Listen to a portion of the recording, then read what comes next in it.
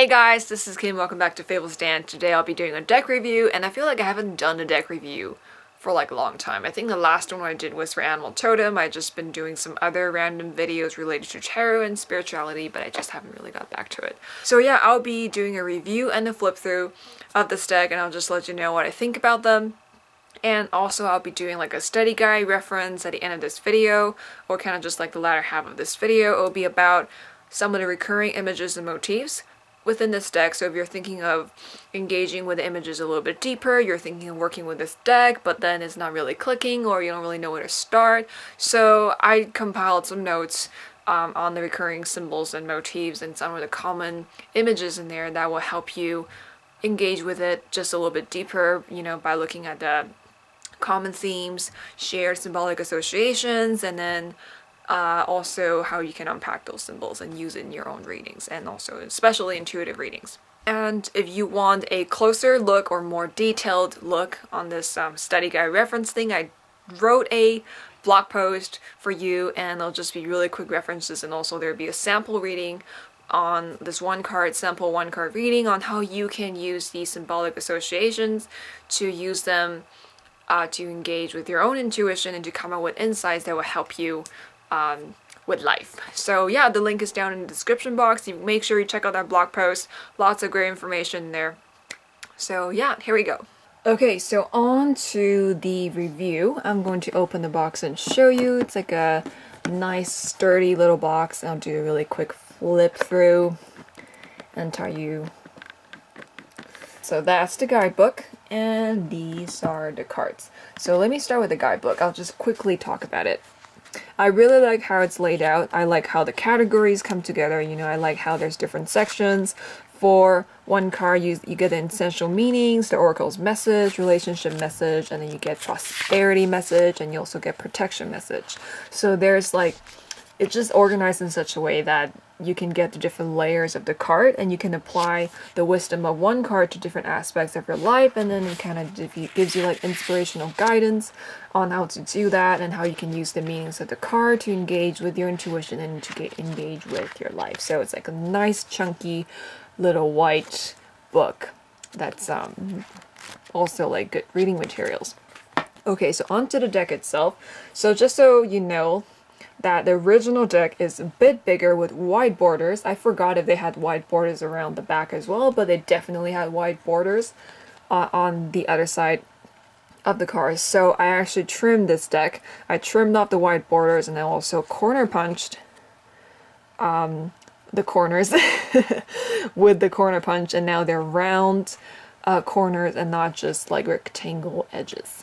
And as you can see, the images it just popped. Like the art just comes out. Like I feel like the card just comes to life. It's one of those decks that once you trim the white borders, everything's just perfect. So just so you know, I trimmed these.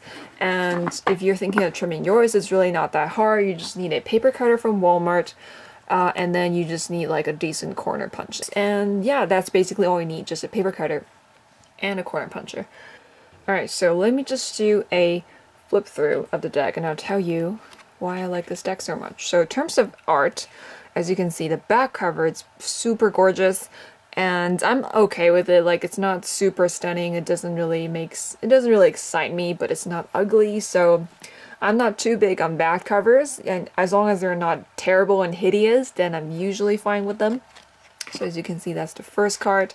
And I really love the art because I think it's done by photo manipulation and also just editing. I'm really not sure. My art vocabulary is really bad, and has this really urban fantasy-esque feeling to it, and lots of colors. It's very dreamy. It's very like, I don't know if it's washed out, but the colors are really light. It's really gentle, and then really makes you feel like it has a lot of like, you know, good gentle messages, you know, along with its images. There's lots of depictions of animals, which I like because I love animal archetypes, and lots of images and motifs that has to do with traveling. And that's one of the reasons why I love Collete Baron-Reid decks, is because I think we both use similar metaphors when we're trying to describe the experiences that we have in life. For example, life is a journey. You use your inner compass to navigate across the troublesome waters. You try to find your way. You believe in the sheer creative potential that is within you.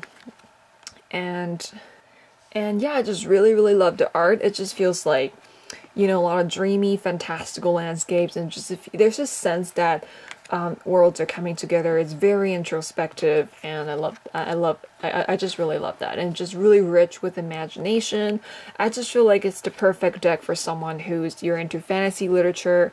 You have this sort of, you're into like this whimsical medieval feel, but not and it's timeless sort of, you see historical costumes and images, but at the same time you also see images of contemporary life. So that's why I really, really like, and that's why I say it's like urban fantasy-esque. So that's in terms of art. And like I said, I really do recommend trimming this deck, because when it's not trimmed, it just doesn't have that magic. I actually use this deck so much more now that I've trimmed it. So honestly, I definitely recommend trimming. Okay, so when it comes to symbolism or working with this deck, I feel that this deck is really awesome, because unlike other oracle decks, like a lot of the titles of the card, for example, like the Fates, and then you have cards like Thinker, or you have cards like Truth Be Told and stuff like that. It's just very, very imaginative and really original, because I'm pretty sure you know what I'm talking about. A lot of oracle decks out there, I feel like you can really appreciate the different art, but I just feel like when it comes to the messages in these card titles, it's just not very, it's just more of the same, if you know what I mean. It's always like cards like beauty, healing, truth, humility, stuff like that. Not that I don't appreciate those decks, because those are, you know, words that carry the certain vibration that we can use as truths or affirmations to help improve our life. But I just feel like metaphors like this, you know, that's really rich in imagery, that's just really rich in metaphors. I just feel like it's more powerful, because it's also language, but it has this pictorial channeling to it. It's like you can take a metaphor, you can really channel it and fill the spaces in between, instead of just like a word. It's almost like it's more solid and it's like conceptually, but when it's more like imagery based, stuff like Not For You or Chop Wood, it's like an action sometimes, you know. I just feel like you can get more out of it, because you can really apply that metaphor, you can think about what it means symbolically, you can apply it to your own life, and it's just the sense of magic to it as well, right? It's like, it's not boring in my opinion. And I'm not saying other oracle decks are boring, because I definitely have oracle decks with just kind of more typical sort of titles, but I think just for me personally, this is really awesome, because it gives you that sense of magic and storytelling and creativity when you really use this deck to get to the bottom of your heart.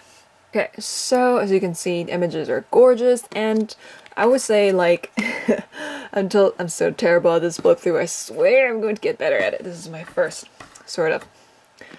Let me try doing it on this side. Okay, so the one thing that I don't like about this deck, it's not something super bothersome, but it does annoy me once in a while, is the ever-present face of spirit. I know this is intentional on Collete Baron-Reid's part. You can see like there's a faded face just right there, and that's the face of spirit, and it's there on every single one of these cards, and I just find that a little bit yucky. Just because, like, I mean, it's not creepy or anything, it doesn't really intrude, but it's just, I feel like it just kind of slightly intrudes the art. I just feel like, oh, the art is so beautiful, like, look at all these images and symbolism, and all of a sudden there's a face. I don't know, it's just not working for me, but it doesn't bother me that much. See, this is one of my favorite cards, like, ever. Regeneration. Okay, so yeah, let's flip through, and that's my review, and 10 out of 10, maybe 10, maybe 9.5 out of 10, just because that spirit face is a little bit weird and iffy, but overall, it's an amazing deck, and you should get it, and trim it, and corner punch it, and it's awesome.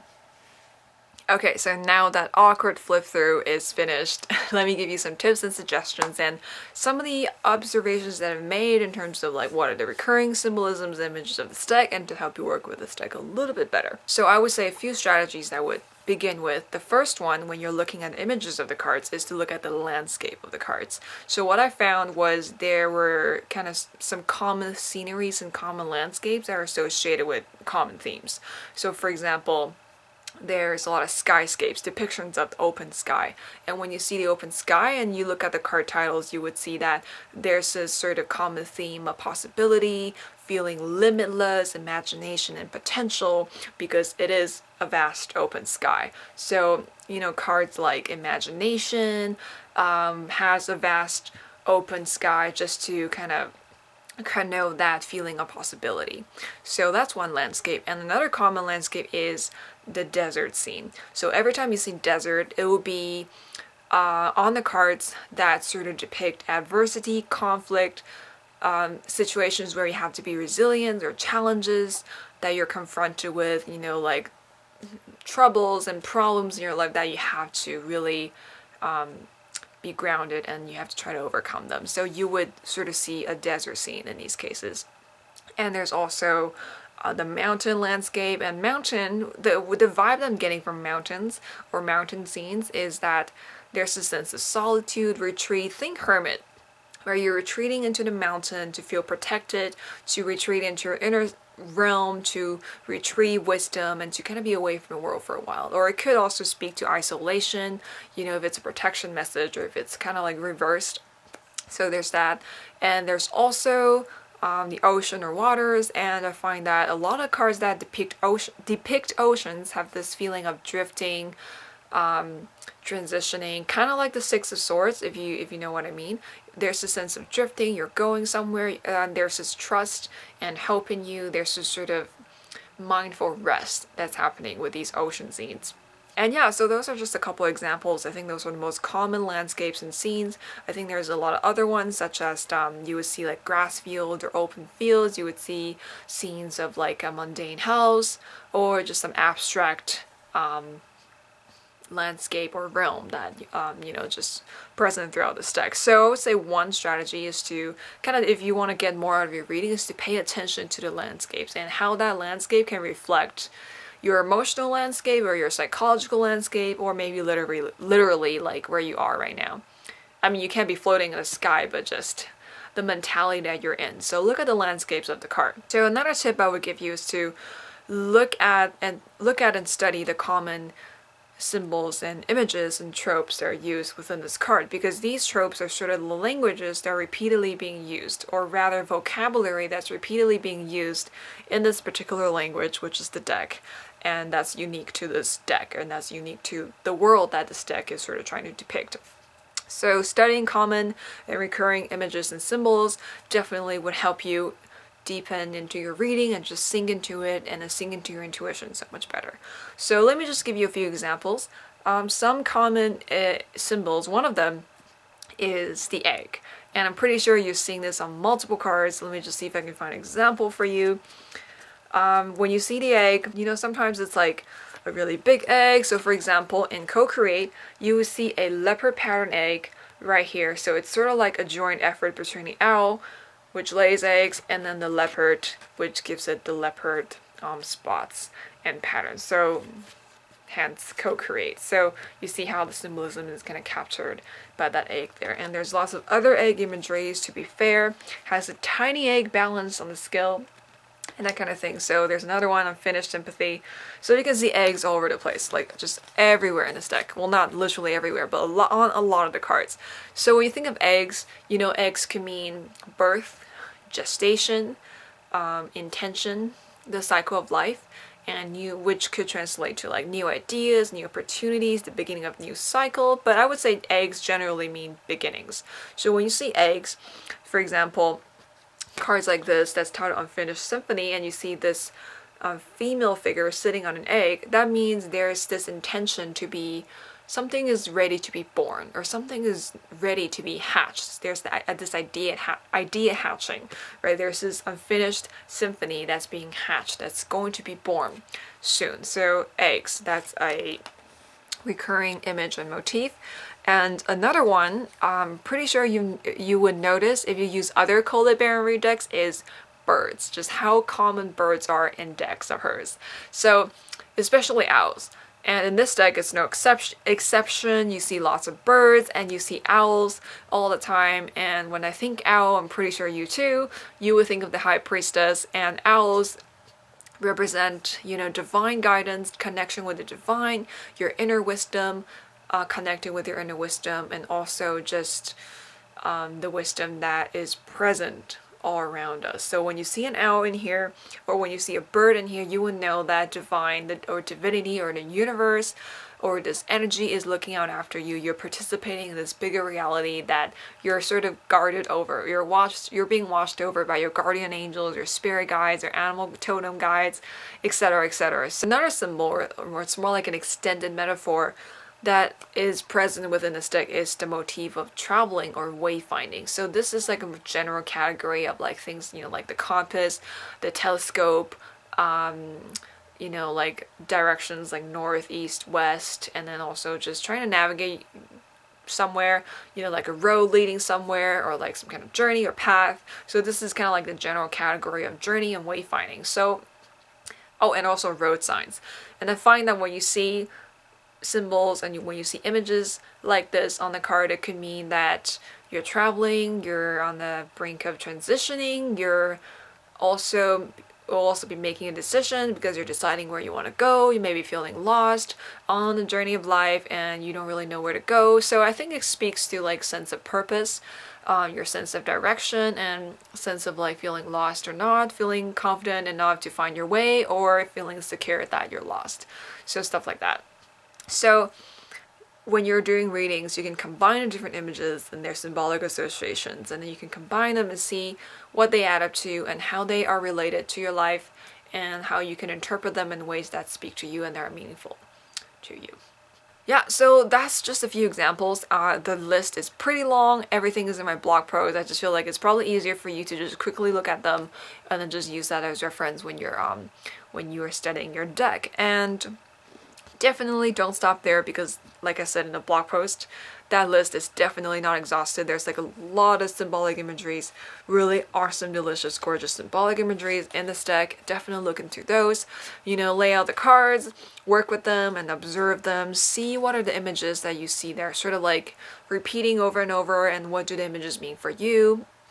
And from there you can sort of have a really unique language set up just within your mind, and then just like when you work with this deck, you will have that language ready, and it'll just be a lot easier when you're trying to get to the bottom of things, or just get to the core of a message that's being presented to you.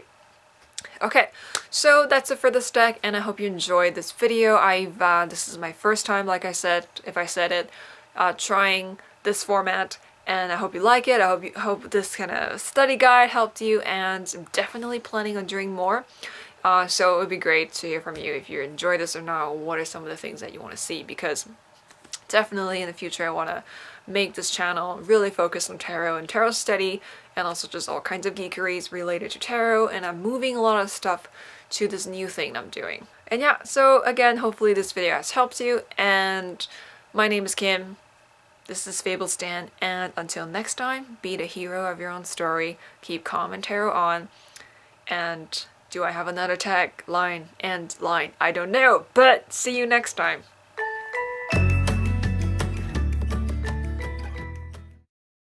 Check out this ginormous mug. This is how we measure dicks in the tea and tarot community, by the size of our mugs.